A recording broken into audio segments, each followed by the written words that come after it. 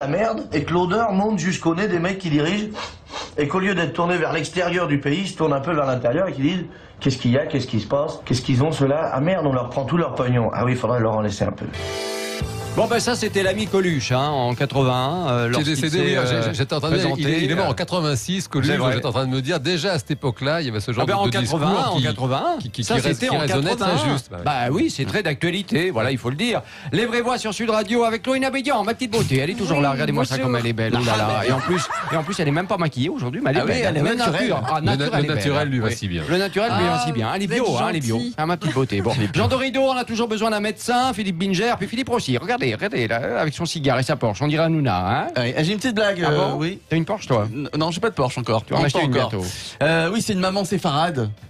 Qui va à Deauville. Bon, c'est très cliché, mais bon. Elle va sur la plage de Deauville avec son petit-fils, et puis bon, il joue, sur la mer avec sa pelle, le sable, etc., etc. Et puis au bout d'un moment, elle trouve plus le petit. Il y a des vagues, elle pense que le petit s'est noyé, là elle est complètement désemparée, elle fait Dieu, je t'en prie, regarde, je fais bien Shabbat, je fais bien Kippour, je donne la charité, je t'en prie Dieu, rends-moi mon fils, tu peux pas me faire ça, rends-moi mon fils. Et là, au miracle. Alléluia pour les juifs, ça c'est nouveau alors. Ça c'est la meilleure. Et là, au miracle, le fils réapparaît. Et alors là, elle est complètement subjuguée. Elle dit « Oh merci Dieu, merci, tu m'as rendu mon petit-fils, il est si mignon, merci. Mais dis-moi Dieu, sans vouloir t'offenser, avant qu'il disparaisse, il n'avait pas une casquette Lacoste ?» Elle est extraordinaire. Elle est mignonne. Bon, les enfants, notre débat. L'animateur Cyril Hanouna, candidat à la présidentielle de 2022. C'est l'inquiétude de l'Élysée, nous dit-on. Un candidat à la Coluche qui viendrait bouleverser le duel annoncé Macron-Le Pen. L'intéressé répond qu'il n'est pas candidat, même si certains téléspectateurs lui disent pourquoi pas. Alors question, voteriez-vous pour Hanouna s'il était candidat à la présidentielle de 2022? 0826 300 300 et les réseaux sociaux, Philippe Rossi. Et aussi bien sur le compte Twitter que sur le compte Facebook de Sud Radio, la réponse est non, c'est un grand non à 94%. Sud Radio, les vraies voix. Le débat est ouvert. Florian Silniki, bonsoir. Bonsoir. Expert en communication de crise et fondateur de l'agence La French Com. Pas mal comme nom, j'aime bien. J'aurais voulu le créer. Ah oui? Oui. C'est simple en plus. Mais on s'en fout pas du tout, je suis désolé. Vous savez pourquoi ce nom a été créé? Ce nom, il a été créé parce qu'à la base, j'avais créé une boîte qui s'appelait FS Conseil. Et un jour, un client m'a dit c'est bizarre pour. Oui, moi, j'avais créé FS Conseil, mais. Un jour, un client m'a dit c'est vachement bizarre. J'ai du mal à contractuer avec une boîte qui s'appelle FS. Pour un communicant, tu devrais changer de nom. Voilà pourquoi. Ouais, la French Com est née. Très bien. Il n'avait pas tort. Alain Péréa est également avec nous, député La République En Marche de l'Aude. Merci d'être avec nous. D'habitude, il est au téléphone, mais là, il est avec nous et on est content de vous recevoir, évidemment. Merci, enfin, dans le studio de Sud Radio. Il était temps, j'ai envie de vous dire. C'est vrai que ce soir, il y a un petit rendez-vous avec le président, je crois. Vous allez remettre les pendules à l'heure avec le président. C'est simplement que vous m'avez invité les autres fois, les jeudis ou les vendredis ou les lundis. Oui. Non, mais là, ce soir, il y a du champagne, il y a des petits fours. J'ai entendu d'ailleurs, sur Sud Radio que c'était de la calinothérapie. Oui. Je crois que c'était ce matin. Ils disaient, voilà, vous allez être en calinothérapie avec le président, c'est sympa. Non, je trouve ça. Non. Ouais, non, mais je trouve ça dégradant de penser que quand on est député, on a besoin de calinothérapie. Et franchement, peut-être pas vous, mais certains. Franchement, c'est un lien avec le sujet d'actualité, quoi. Oui. Peut-être que si Hanouna un jour est candidat et puis élu, il aura besoin de faire de la calinothérapie tellement il risque de faire des âneries. Mais là, franchement, il est spécialiste en âneries. Chaque fois que j'entends qu'on va faire de la calinothérapie aux élus, c'est se foutre de notre gueule et j'apprécie pas trop. J'aime bien ça, ce franc-parler de chez nous, là du Sud, c'est bon ça. Alors Hanouna, dans la course à la présidentielle, c'est a priori l'inquiétude de la Macronie pour 2022, vous nous direz évidemment ce que vous en pensez.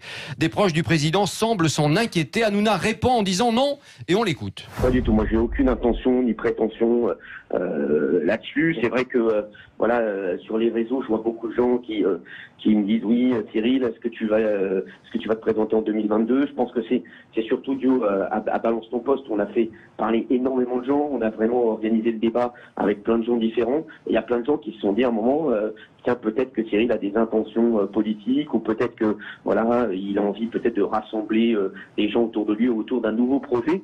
Mais voilà, je pense que c'est ça qui a fait que les gens se sont dit, et peut-être certains ministres se sont dit, tiens, est-ce qu'il essaierait pas de créer une dynamique autour de lui et autour de différents courants pour essayer de se présenter en 2022. Tiens, autour de la table, qui voterait Hanouna là en 2022 si jamais? Pas moi. Pourquoi pas vous? Non, parce que j'ai le sens du ridicule et lui aussi, j'espère. Vous croyez? On verra bien. Chloé? Moi, ce qui m'intrigue, c'est qu'il est vraiment dans cette démarche de suivre les pas de Coluche, notamment avec sa Banque du Cœur qu'il voulait créer l'année dernière, qui est dans la lignée des Restos du Cœur, mais il voulait le faire cette fois-ci pour les logements.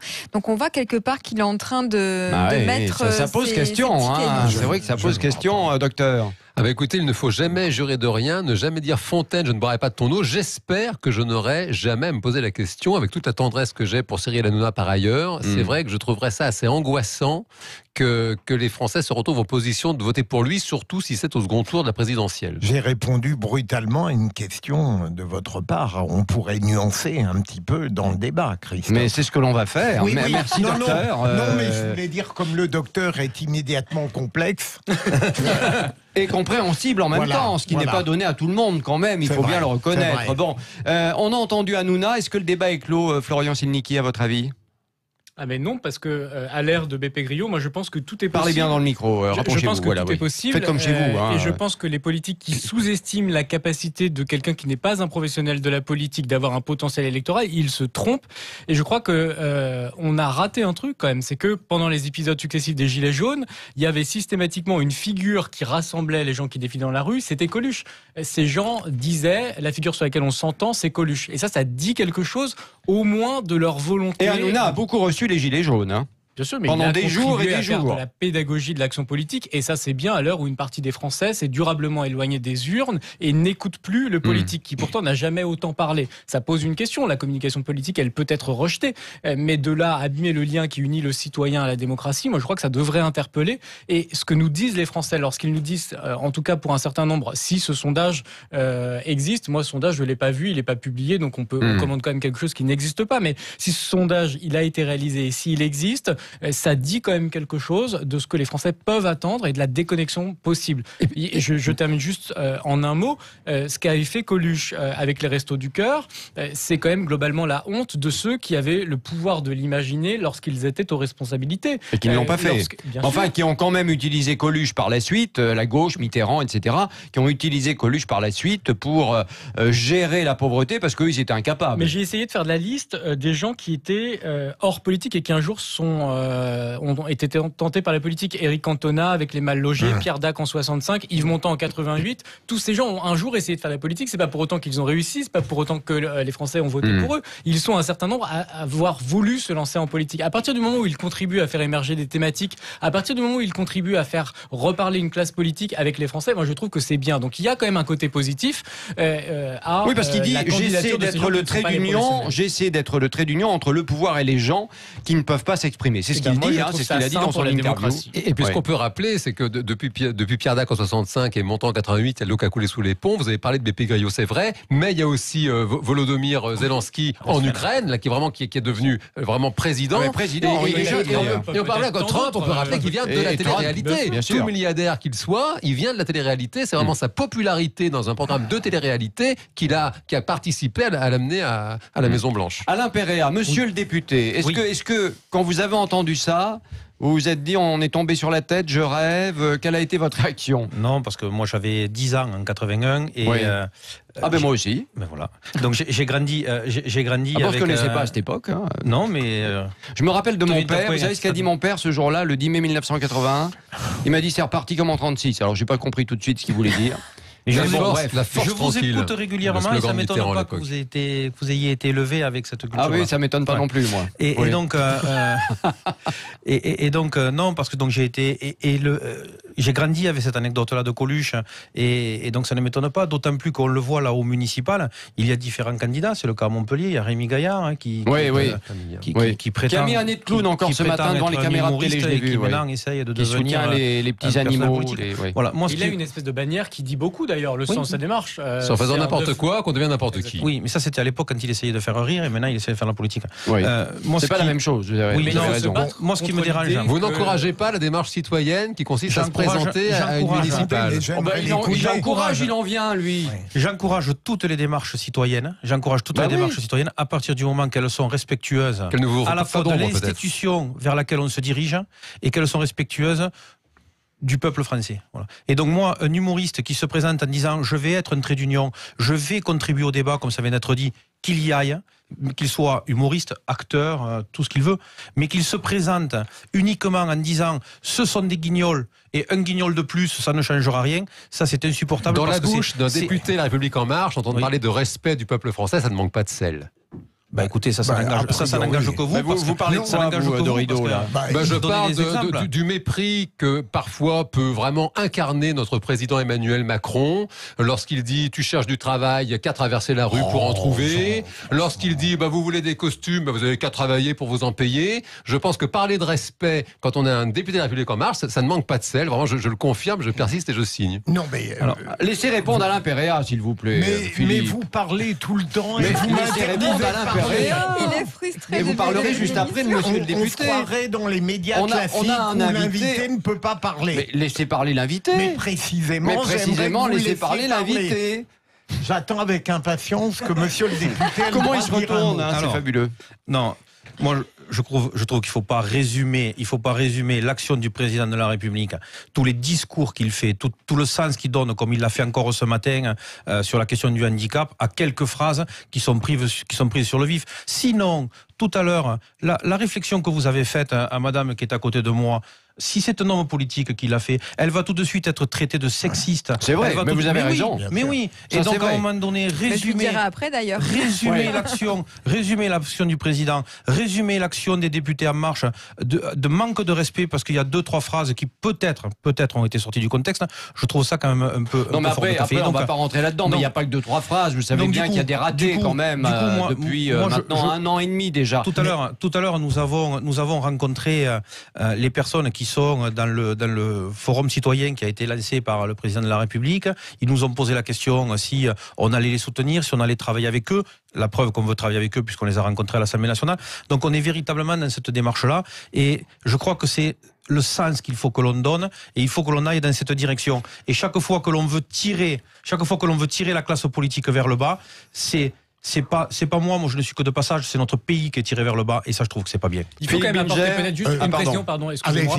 C'est qu'il y a quand même vous n'avez pas de chance. Je pense que c'est pas facile. Il y a un truc vraiment dégueulasse, c'est cet anti-parlementarisme potentiel. J'en ai beaucoup accompagné des parlementaires, j'ai vu des mecs et des nanas qui étaient particulièrement engagés, qui renonçaient à leur vie sociale, à leur vie amicale, à leur vie intime pour se consacrer à la chose publique et essayer véritablement de faire changer les choses. Et donc la candidature de non-professionnels de la politique, elle peut pas se faire sur le dos des parlementaires. Oui, mais alors, attendez, est-ce que vous avez totalement raison. Non, mais alors, excusez-moi, mais est-ce que là, quand même, la Macronie n'est pas prise à son propre piège, puisqu'on a quand même un président qui a incarné, avec tout l'aspect positif que ça avait à l'époque, une espèce de dégagisme en disant il y en a marre des vieux classiques, des professionnels de politique. Les dégagistes vont se faire dégager. Et voilà, et finalement, on continue de la même logique, en fin de compte. Ils sont pris un peu à leur propre piège, il me semble. Il n'y avait pas, dans la campagne d'Emmanuel Macron, qu'on l'aime ou pas, ce mépris à l'égard de la classe politique classique. Il a dépassé à l'époque la droite et la gauche pour revenir, pardon monsieur le député, plutôt continuellement à droite. Moi ça ne me gêne pas, mais si j'ai une seconde, Christophe. Mais on va poursuivre le débat dans un instant dans Les Vraies Voix sur Sud Radio. Parce que c'est très dur avec le psychologue et maintenant l'animateur. Ah oui, c'est pas facile. Est-ce que c'est plus dur que il n'est pas content aujourd'hui. Le psychologue, il se tait tout le temps au job. Il parle quand il est à la radio. L'animateur Cyril Hanouna, candidat à la présidentielle de 2022. C'est l'inquiétude de l'Élysée, nous dit-on. Un candidat à la Coluche qui viendrait bouleverser le duel annoncé Macron-Le Pen. L'intéressé répond qu'il n'est pas candidat, même si certains téléspectateurs lui disent pourquoi pas. Alors question, voteriez-vous pour Hanouna s'il était candidat en 2022? 0826 300 300 et bien sûr les réseaux sociaux. Philippe Rossi. Et toujours 94% de nos auditeurs qui ne votent pas pour Hanouna. Et ce commentaire de Michel après un président qui nous fait pleurer, voilà qu'on nous propose, qui veut nous faire rire, tout part en cacahuète. Allez mes petites beautés, à tout à l'heure. In Alabama, she was swinging a hammer. Price you gotta pay when you put Président, l'animateur Cyril Hanouna, candidat à la présidentielle de 2022, c'est l'inquiétude de l'Élysée, nous dit-on. Un candidat à la Coluche qui viendrait bouleverser le duel annoncé Macron-Le Pen. L'intéressé répond qu'il n'est pas candidat, même si certains téléspectateurs lui disent pourquoi pas. Alors question, voteriez-vous pour Hanouna en 2022? 0826 300 300 et les réseaux sociaux. Philippe Rossi, ça évolue comment? Les réseaux sociaux, c'est toujours le nom qui l'emporte. Ça augmente, on passe de 94 à 97% de nos auditeurs qui ne veulent pas de Cyril Hanouna en 2022. pas prêt d'être président, hein, c'est clair. Florian Silnicki, expert en communication de crise et fondateur de l'agence La Frenchcom, est toujours avec nous. Et puis Alain Péréa, député La République En Marche de l'Aude. Il y a aussi Christophe de l'Aveyron au téléphone. Salut Christophe. Bonjour à vous. Alors Christophe, quel est votre sentiment? Est-ce que vous voteriez pour Hanouna, vous? Tiens. Ah, surtout pas, là. Ah bon, pourquoi? Parce que déjà, c'est pas quelqu'un qui fait de la politique, c'est quelqu'un qui fait le buzz. Oui. Qui, sur le sujet chaud, on se souvient à l'époque des Gilets jaunes, il y en avait toujours un dans ses émissions. Je rebondis à ce qu'a dit votre collègue tout à l'heure, la Banque du Cœur, on n'en entend plus du tout parler. C'est vrai. Parce qu'il a transformé le projet apparemment qui était irréalisable au niveau financier. Il a décidé en décembre de lancer un nouveau projet qui s'appelle Achète ton pote. Achète quoi, ton pote? Achète un pote. Oui. Achète un pote. C'est un nouveau concept, je pense, pour ça c'est nouveau, créer ça. du lien. Voilà. Oui. Donc effectivement, la Banque du Cœur pour le moment s'est mis. Il y de avait côté. Adopte un mec. Adopte un mec, non, achète un. Bon, très bien, ok. Il y a un deuxième point, c'est qu'il est un peu à la ramasse contre son émission, contre le quotidien. Donc je pense qu'il essaye de faire le buzz avec ça. Ah oui, contre la chaîne concurrente, oui, à la même heure, oui, à quotidien, oui. Ou tout à ça. Et puis il est copain avec Marlène Schiappa. Donc je pense que comme ils ont tous des sujets à faire oublier actuellement, comme les retraites, etc., ça tombe bien qu'on parle d'Hanouna, on parle pas des... C'est un contre-feu, quoi. C'est ça que vous dites, en quelque sorte. C'est un peu ça, oui. Ouais. C'est possible, hein. Non, mais c'est vrai que c'est possible. Après tout, pourquoi pas, hein. On peut tout imaginer. Il y avait quand même un papier. Ça peut pas les servir. D'ailleurs, je crois que l'Élysée, entre nous, a fait une petite maladresse. Il y a une petite erreur tactique qui est que il n'aurait pas dû commenter ce sondage qui n'est pas publié parce que en le commentant, ils lui ont offert une visibilité à ce sondage. Et donc, si ça les inquiète, c'était peut-être voulu, hein, le fait d'en parler, le fait de non. Je suis pas persuadé que l'Élysée ait une angoisse devant la perspective. Alors, pardon. Alain Péréa, à l'Élysée, on tremble devant Hanouna ou Alors écoutez, non mais c'est vrai. Attendez, juste une chose, ça changerait la donne. Non mais ça changerait la donne. Ça changerait la donne s'il y avait un Hanouna qui arriverait. S'il faisait 10% par exemple, ça serait 10% en moins pour Macron.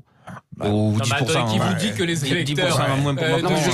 Je sais pas. Emmanuel Macron. Ou 10% en moins pour Mélenchon, ou 10% en moins pour Marine Le Pen. Non mais là, on nous dit ça sera Macron-Le Pen. On n'arrête pas de nous le dire. Donc là, s'il y a un troisième larron qui arrive, ça va tout changer. Là, Florian, où je ne suis pas totalement d'accord avec vous, vous avez fait un constat, expliqué pourquoi des histrions aujourd'hui, parfois talentueux, ont un certain succès. Mais il me semble qu'il ne faudrait pas favoriser ce mouvement en n'analysant pas avec lucidité la pauvreté que ça représente pour la vie politique classique. Bien sûr, c'est ce que j'ai dit tout à l'heure. Oui, absolument. Bien sûr. Florian. Moi, je ne sais pas ce qu'il peut apporter, je ne sais pas ce qu'il proposerait le cas échéant. Et ce que je me dis, c'est que tous les gens qui s'approprient la politique, à l'heure où un certain nombre de Français nous disent « je me suis éloigné des urnes et je n'irai plus voter », j'exprime une sorte de dégoût à l'égard de la parole politique au point de ne plus l'entendre ou de ne plus l'écouter.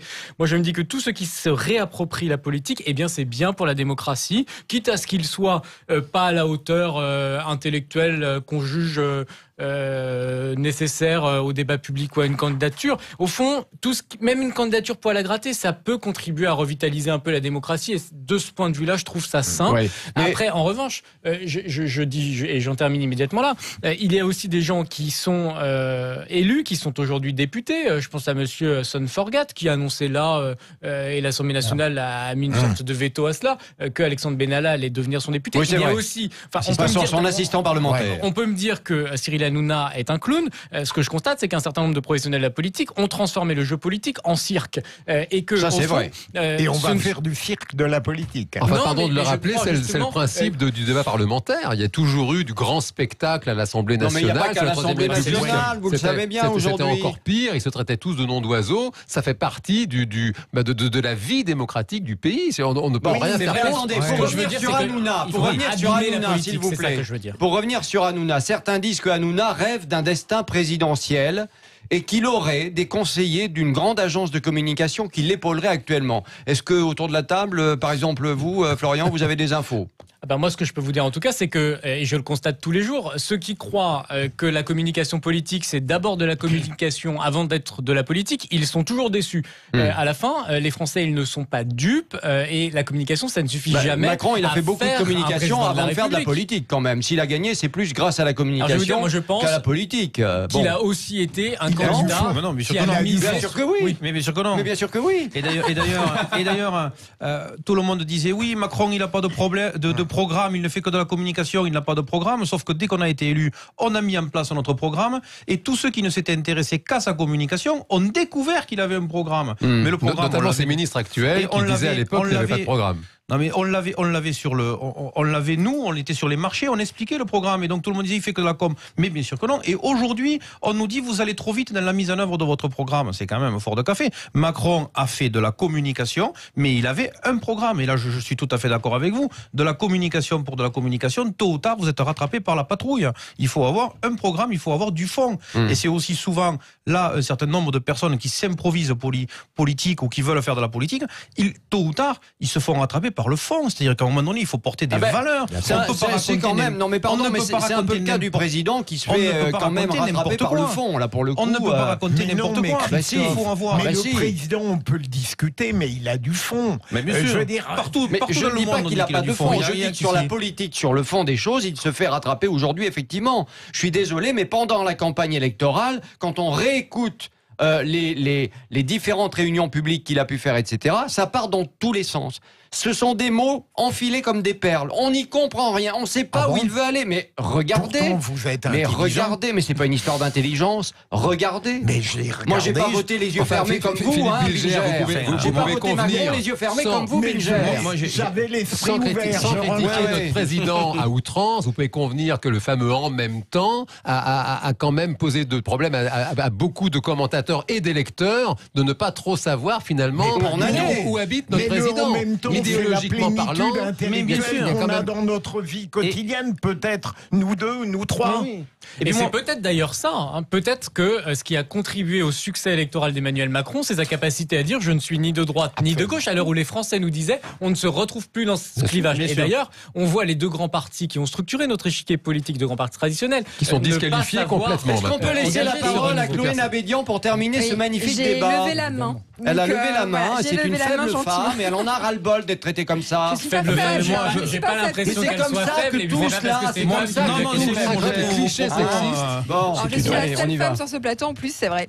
Donc il n'y a pas encore la parité là du coup ce soir. Ah ben non, ça va pas du tout. Il faut qu'on y travaille, parce que. Non, la vraie question que je me posais, c'est effectivement Emmanuel Macron est arrivé à un moment où tout le monde en fait ne croyait plus du tout en la politique. Donc ils ont vu à Emmanuel Macron finalement une sorte de nouvel héros, de nouvelle personnalité forte. En plus c'était un président jeune à 39 ans la première fois que ça arrivait. Est-ce que finalement ça paraît si aberrant que si justement Emmanuel Macron est en train de chuter comme ça dans les sondages où on perd espoir dans cette nouvelle figure qu'on avait vue, et bien que quelqu'un comme Cyril Hanouna, finalement populaire aujourd'hui sur une certaine catégorie de personnes, peut effectivement se présenter et gagner comme Donald Trump aux États-Unis. Allez, Florian à l'Impéréa, je ne sais pas ce que vous voulez répondre à Chloé, ce que vous avez envie de répondre. Moi, je trouve que c'est grave. D'abord, que les partis traditionnels n'arrivent pas à restructurer. On parlait tout à l'heure de fonds. Ils n'ont plus de fonds, ils n'arrivent plus à restructurer du fonds et donc ils n'ont rien à offrir. Et ensuite, moi j'invite vraiment les Français qui seraient tentés par Cyril Hanouna, peu a priori, de se poser la question de quel avenir il offre à notre pays. Et après, s'ils veulent voter pour lui, qu'ils votent pour lui. Mais un président de la République, c'est pas pour rire. C'est pas pour rire. Donc on peut allumer la télé, rigoler et la éteindre après. Un président de la République, c'est pas pour rire. Donc qu'ils fassent vraiment attention au moment où ils vont aller voter. Allez, merci à tous d'avoir participé à ce débat, bien évidemment. C'est la fin du débat. Salut mes petites beautés. Voteriez-vous pour Hanouna s'il était candidat à la présidentielle de 2022? Les réseaux sociaux, Philippe Rossi. Allez, les réseaux sociaux, score définitif, c'est un grand non à 96%. Dans un instant, les vraies voix de l'emploi avec vous, mon cher Philippe, et puis les infos. À tout de suite.